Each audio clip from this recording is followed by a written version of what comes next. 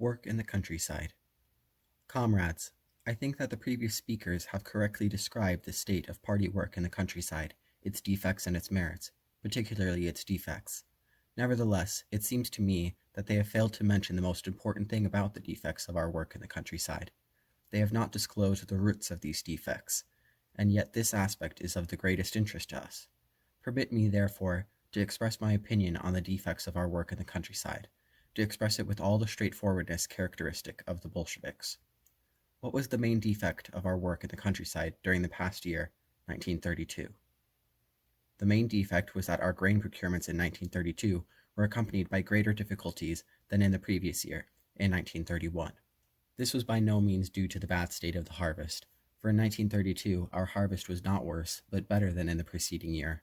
No one can deny that the total amount of grain harvested in 1932 was larger than in 1931, when the drought in 5 of the principal areas of the northeastern part of the USSR considerably reduced the country's grain output.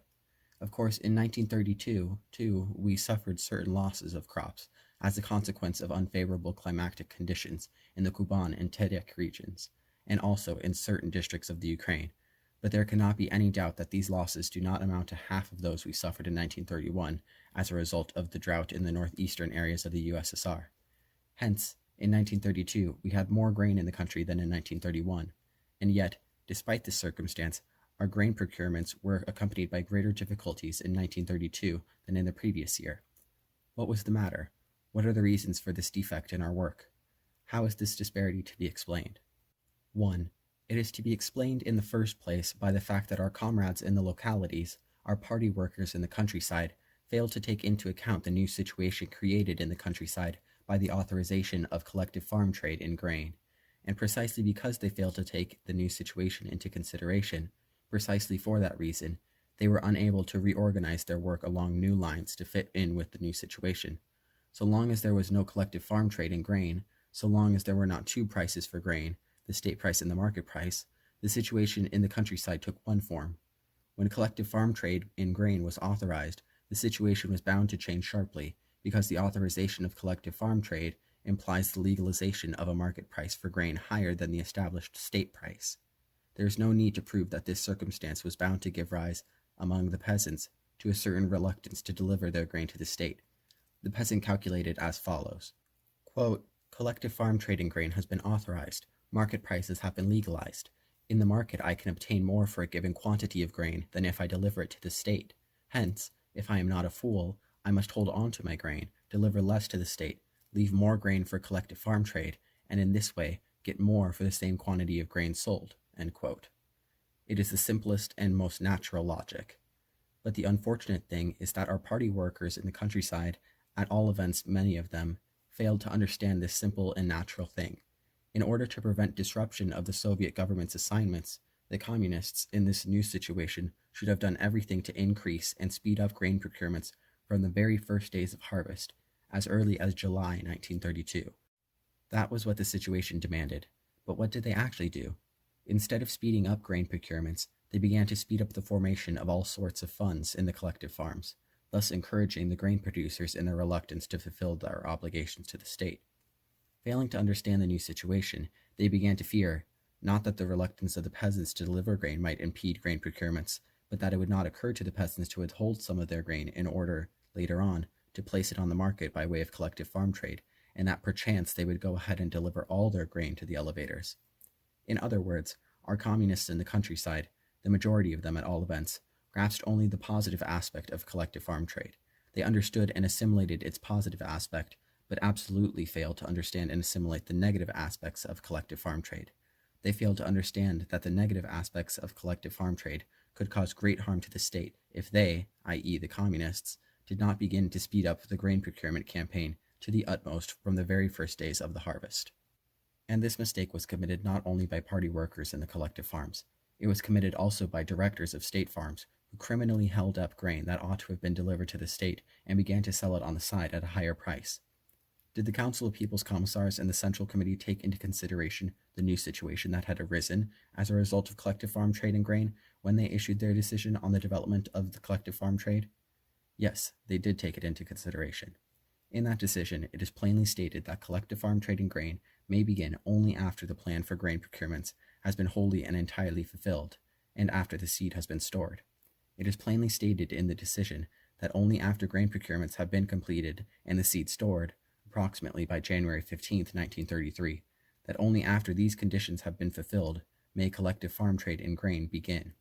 By this decision, the Council of People's Commissars and the Central Committee said, as it were, to our officials in the countryside, "Do not allow your attention to be overshadowed by worries about all sorts of funds and reserves. Do not be diverted from the main task. Develop the grain procurement campaign from the very first days of the harvest and speed it up. For the first commandment is, fulfill the plan for grain procurements. The second commandment is, get the seed stored. And only after these conditions have been fulfilled may collective farm trade in grain be begun and developed."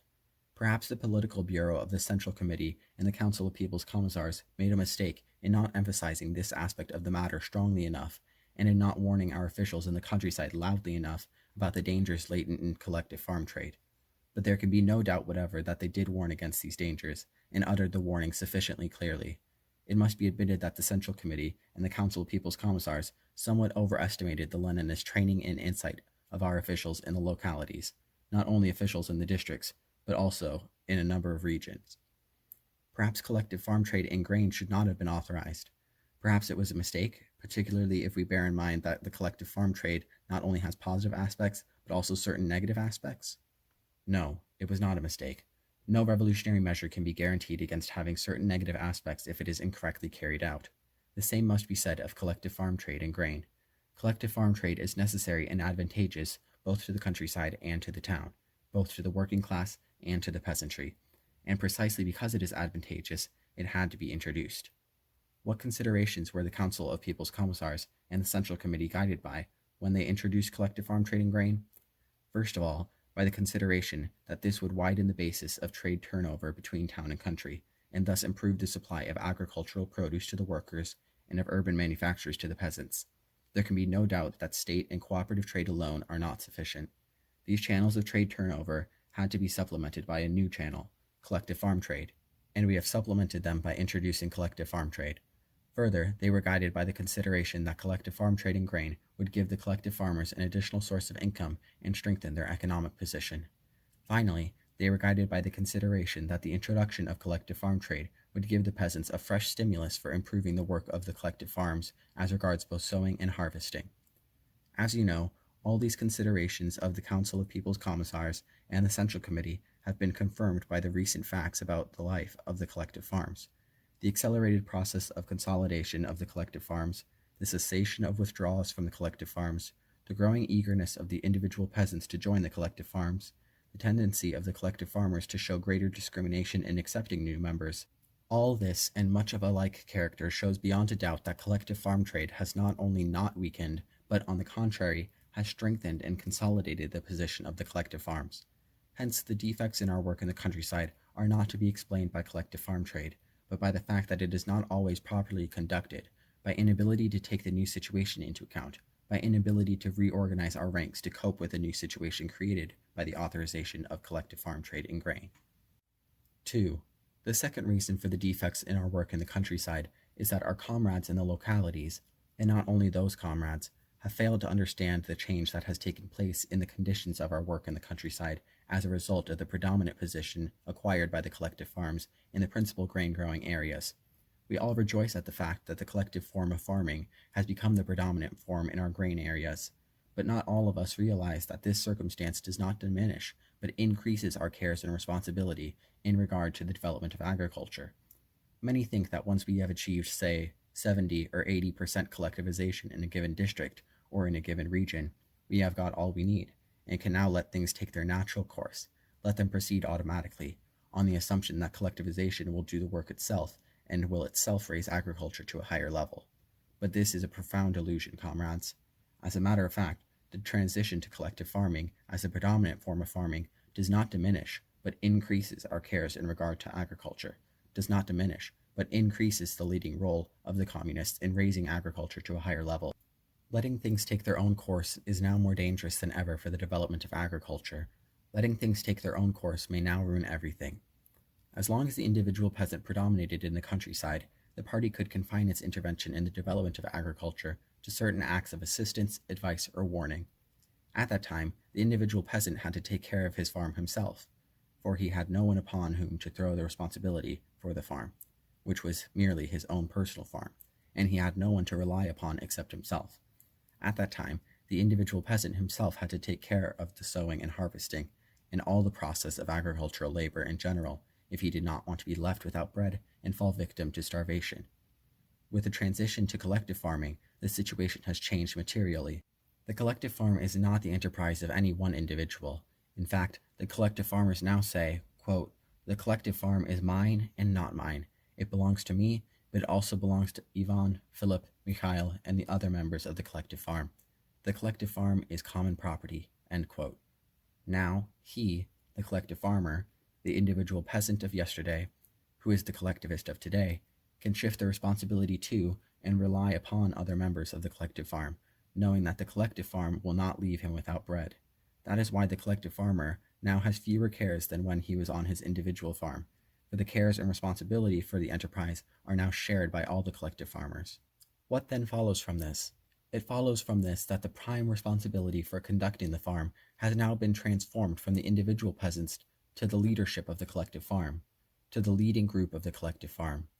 Now it is not to themselves that the peasants put demand for care for the farm and its rational management, but to the leadership of the collective farm, or, more correctly, not so much to themselves as to the leadership of the collective farm. And what does this mean? It means that the party can no longer confine itself to individual acts of intervention in the process of agricultural development. It must now take over the direction of the collective farms, assume responsibility for the work, and help the collective farmers to develop their farms on the basis of science and technology. But that is not all. A collective farm is a large enterprise, and a large enterprise cannot be managed without a plan. A large agricultural enterprise, embracing hundreds and sometimes thousands of households, can be run only on the basis of planned management. Without that, it is bound to go to rack and ruin. There you have yet another new condition arising from the collective farm system and radically different from the conditions under which individual small farms are run. Can we leave the conduct of such an enterprise to the so-called natural course of thing, to allow it to proceed automatically? Clearly, we cannot. To conduct such an enterprise, the collective farm must have a certain minimum number of people with at least some education, people who are capable of planning the business and running it in an organized manner. Naturally, without systematic intervention on the part of the Soviet government in the work of collective farm development, without its systematic aid, such an enterprise cannot be put into proper shape. And what follows from this? It follows from this that the collective farm system does not diminish, but increases the cares and responsibility of the party and of the government in regard to the development of agriculture. It follows from this that if the party desires to direct the collective farm movement, it must enter into all the details of collective farm life and collective farm management. It follows from this that the party must not diminish, but multiply its contacts with the collective farms, that it must know all that is going on in the collective farms in order to render them timely aid and to avert the dangers that threaten them. But what do we see in actual practice? In actual practice, we see that quite a number of districts and regional party organizations are divorced from the life of the collective farms and from their requirements. People sit in offices where they complacently indulge in pen pushing and fail to see that the development of the collective farms is going on independently of bureaucratic offices. In some cases, this divorce from the collective farms has gone so far that certain members of territorial party organizations have learned of what was going on in the collective farms in their regions, not from the respective district organizations, but from members of the Central Committee in Moscow. That is sad but true, comrades. The transition from individual farming to collective farming should have led to stronger communist leadership in the countryside. In fact, however, it has led in a number of cases to communists resting on their laurels, to their boasting of high percentages of collectivization while leaving things to proceed automatically, letting them take their natural course. The problem of planned leadership of collective farms should have led to an intensification of communist leadership in the collective farms. In fact, however, what has happened in a number of cases is that the communists have been quite out of it, and the collective farms have been run by former white officers, former Petluraists, and enemies of the workers and peasants generally. That is the position in regards to the second reason for the defects of our work in the countryside. 3. The third reason for the defects in our work in the countryside is that many of our comrades overestimated the collective farms as a new form of economy, overestimated them, and converted them into an icon. They decided that since we have collective farms, which represent a socialist form of economy, we have everything, that this is sufficient to ensure the proper management of these farms, the proper planning of collective farming, and the conversion of the collective farms into exemplary socialist enterprises. They fail to understand that in their organizational structure, the collective farms are still weak and need considerable assistance from the party, both in the way of providing them with tried Bolshevik cadres and in the way of guidance in their day-to-day affairs. But that is not all, and not even the main thing. The main defect is that many of our comrades overestimated the strength and possibilities of the collective farms as a new form of organization of agriculture. They fail to understand that, in spite of being a socialist form of economy, the collective farms by themselves are yet far from being guaranteed against all sorts of dangers and against the penetration of all sorts of counter-revolutionary elements into their leadership, that they are not guaranteed against the possibility that under certain circumstances, anti-Soviet elements may use the collective farms for their own ends.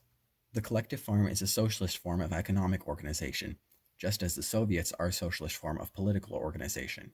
Both collective farms and Soviets are a tremendous achievement of our revolution, a tremendous achievement of the working class, but collective farms and Soviets are only a form of organization, a socialist form, it is true, but only a form of organization for all that.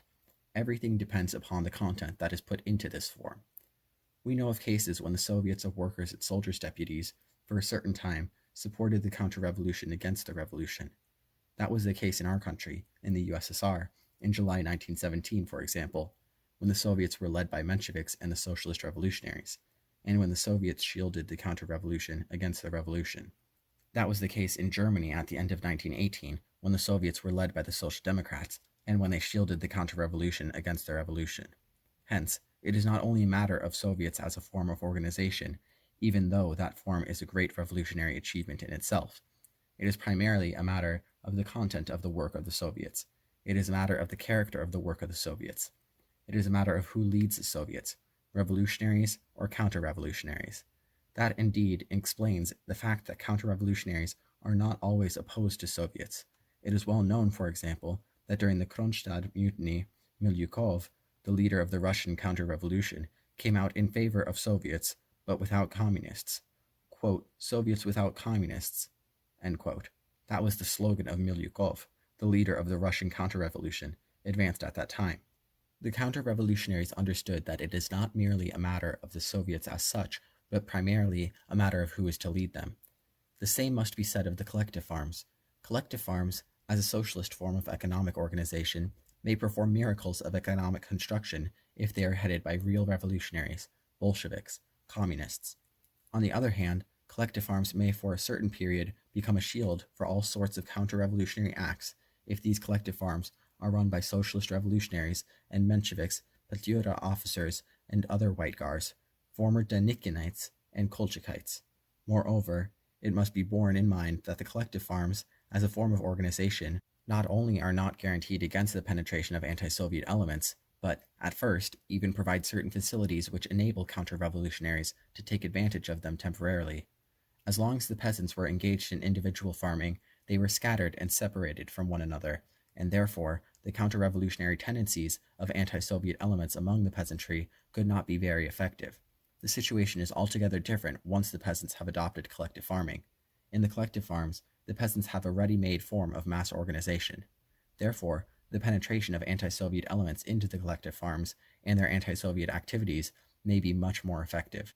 We must assume that the anti-Soviet elements take all this into account.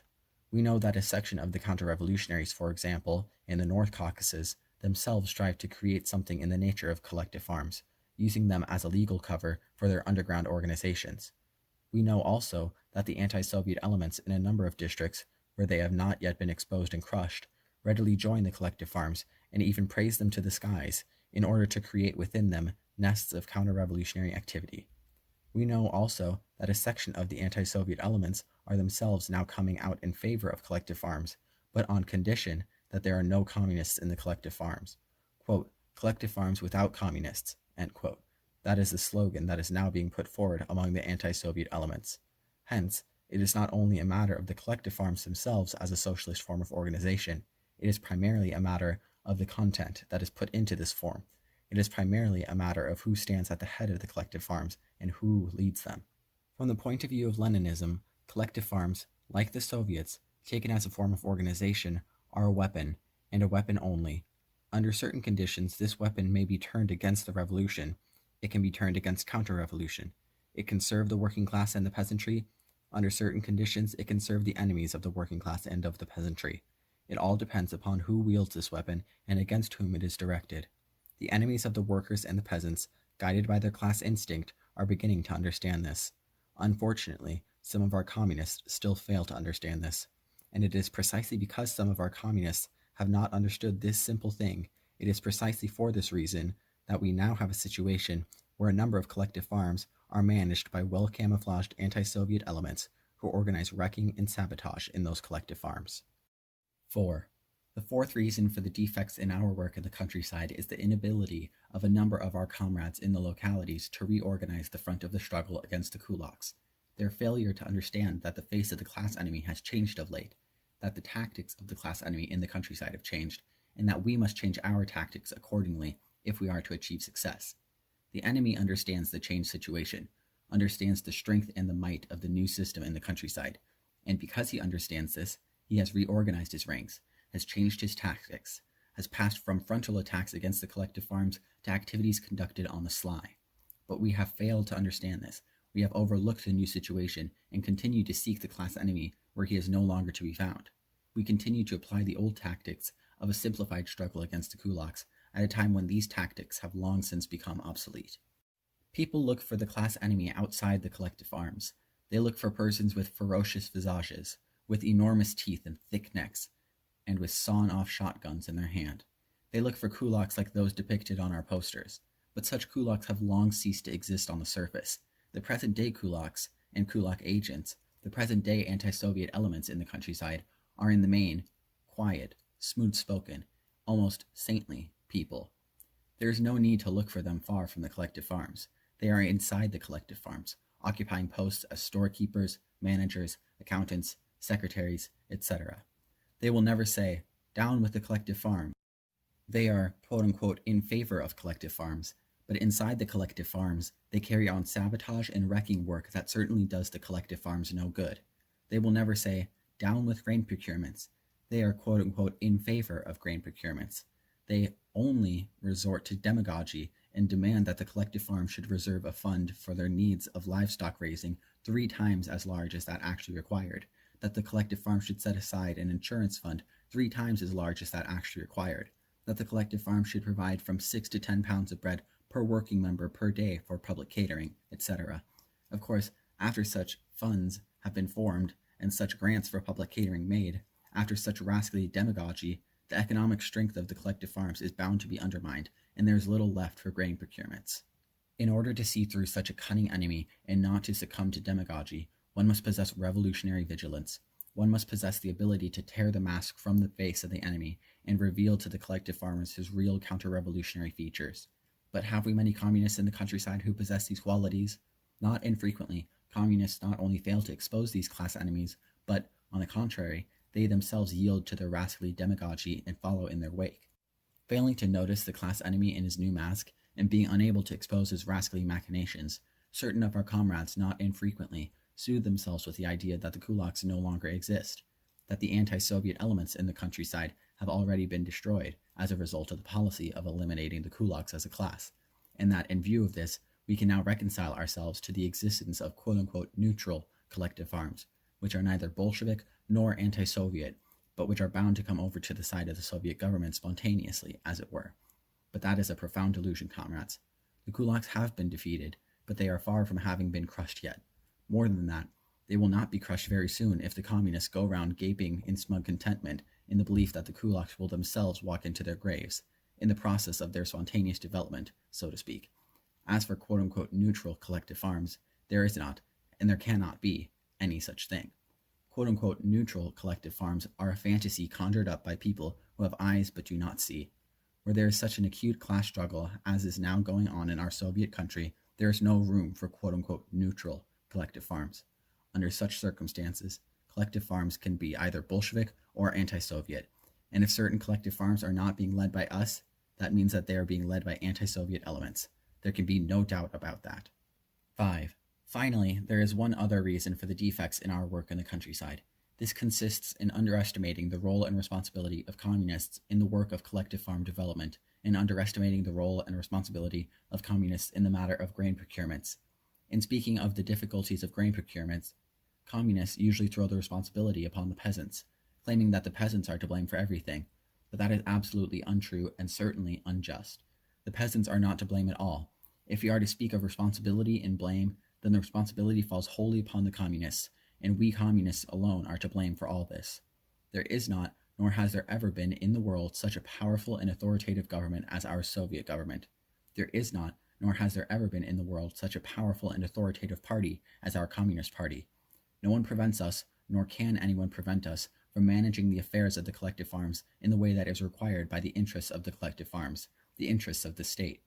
And if we do not always succeed in managing the affairs of the collective farms in the way that Leninism requires, if, not infrequently, we commit gross, unpardonable mistakes with regard to grain procurements, say, then we, and we alone, are to blame.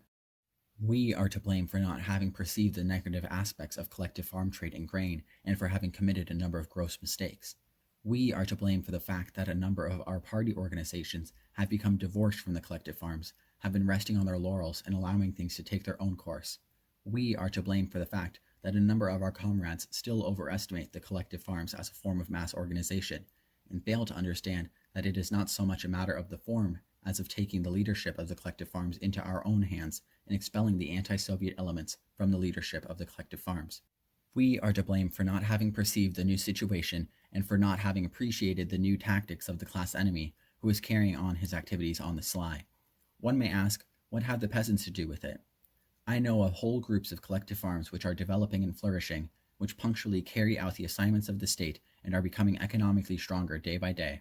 On the other hand, I know also of collective farms situated in the neighborhood of the first mentioned, which, in spite of having the same harvest yields and objective conditions as these, are nevertheless wilting and in a state of decay.